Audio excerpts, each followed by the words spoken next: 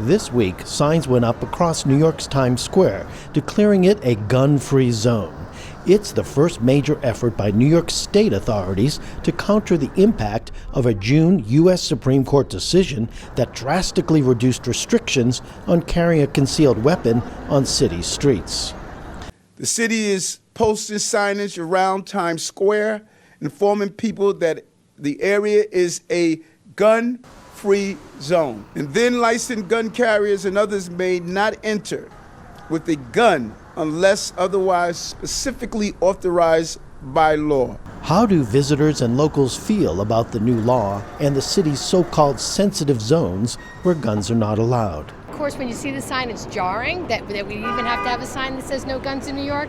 I hope that it works because it's really scary to think that people would just have handheld guns out and about. Well, I don't have a gun, so I'm not going to be affected, but I think it's not correct as we have criminals who don't abide by the law and they carry guns, and then the taxpayer citizens who have a lot of rights yet don't have rights to protect themselves. All we hear about in Australia is all the shooting you guys have.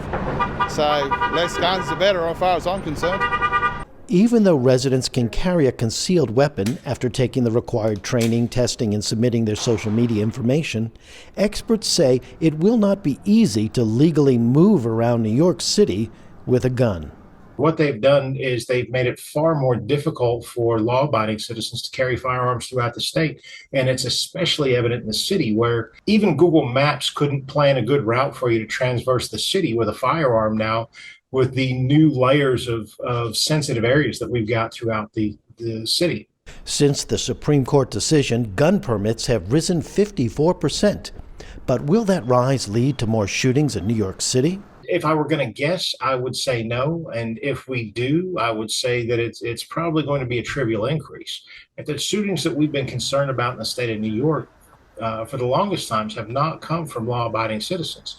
They've come from people who had ill intent.